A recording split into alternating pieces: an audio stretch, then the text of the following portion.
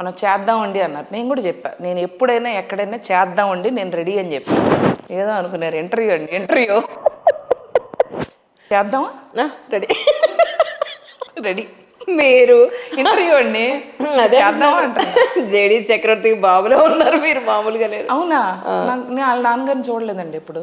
అయ్యో నారాయణ, ఆయన లాగే సతాయించారు నన్ను. అవునా, నెక్స్ట్ నేనేనా? నెక్స్ట్ సమస్య లేదు, నేను ముందే చెప్పాను, రొటీన్ లాగా ఉండదు నాతోటి. మరి ఫుల్ మీరు కూడా నన్ను రోస్ట్ చేసుకోండి, నేను కూడా మిమ్మల్ని రోస్ట్ చేసుకుంటా. ఇప్పుడు ఎందుకు అన్వేష్ ఎలా కనెక్ట్ అయ్యారు? ఏదండి అన్వేష? ఇన్స్టాగ్రామ్లో కనెక్ట్ అయ్యాం. అవునా, ఓకే. సో తను కూడా నాకు తెలియదు తన వీడియోస్ చూస్తాడని.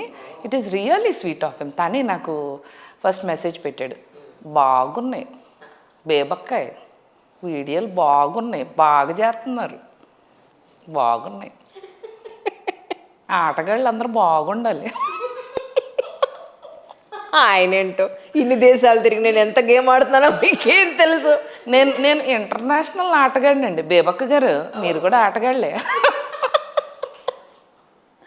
ఆయన వీడియోలు నిజంగా అసలు చాలామంది చూస్తున్నారు. మొన్నే మాట్లాడుకుంటే అసలు ఏదో ఏదో బాబా ఈ వీడియో చూడ అని చెప్పాడు, ఇది బాగుంటుంది చూడండి అని. బుడంగి బాబా అంట.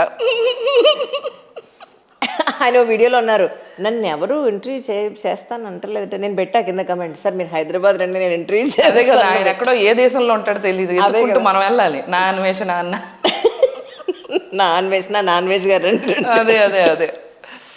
But yeah, I felt happy. అలాగే కొంతమంది యాక్టర్స్ కూడా మామూలుగా ఎట్లా ఉంటుందంటే, ఇప్పుడు తెలియదే ఉంది, చూసినా కూడా చూసామని చెప్పరు చాలామంది. Normal people have done that. వాళ్ళు నా వీడియోస్ చూశారు, ఆయన హాయ్ అవునా మీరేం చేస్తూ ఉంటారు ఇలా అంటారు. ఆ వీడియోస్ చూసి కూడా ఇదొక దరిద్రం, భలే ఉంటారు విచిత్రమైన ప్రవర్తనలు.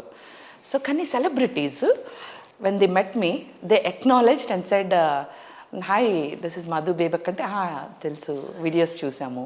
అట్లా people are recognising, especially celebrities when they say videos చూస్తున్నాం అంటే ఒకలాంటి హ్యాపీ అనిపించింది నిజంగా. మీ దృష్టిలో ఫ్రెండ్షిప్కి మీరు ఇచ్చే వాల్యూ అంటే ఏం చెప్తారు? ఫ్రెండ్షిప్పా? నాతో ఫ్రెండ్షిప్ చేయాలంటే బాగా ఆలోచించాలండి. ఎందుకు? మనిషి బాగా తేడా కదా. ఎప్పుడు ఎలా ఉంటుంది నాకే అర్థం కాదు. మీకు అర్థం అవ్వాలంటే ఇంకో అక్కర్లా నాకేమి. అంతేనా? అక్కర్లా. నేను బాగా నచ్చినట్టు పదండి, ఇంటర్వ్యూ తర్వాత మనం పదండి మా ఇంటికి వెళ్దాం. మీకోసం గిఫ్ట్ కూడా రెడీగా ఉంది, మీకు ఇవ్వడానికి నేను రెడీ అయిపోయాను. నేను సిద్ధ పెట్టేశాను మీకోసం పేరు రాసి. మీరు ఇంతకుముందు చేసిన కార్యక్రమంలో మీరు ఫేమస్ విత్ ఏంటి టైటిల్ మీది? ప్రేమతోనా? దిల్సే కదా. నా దిల్లో మీరు ఉన్నారు అసలు. సూపర్ అసలు. అంతే, మీకు రాసి పెట్టేస్తాను. విత్ లవ్ టు దిల్సే అంజలి. అదే పద్ధతి అండి, పద్ధతిగా ఉన్న వాళ్ళకి ఇవ్వాలి. అదే కదా ఉపయోగం అండి, అదే కదా పెద్దదే సీసా. దేవుడు ఆడుకుంటా. మీకొద్దా?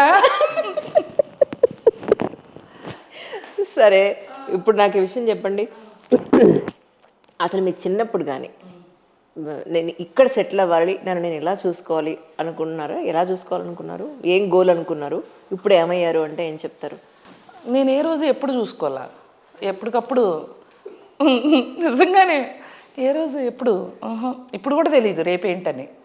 ఫ్లోలో వెళ్ళిపోతూ ఉంటా. మీరు సిగ్గు చేసుకోవడమే.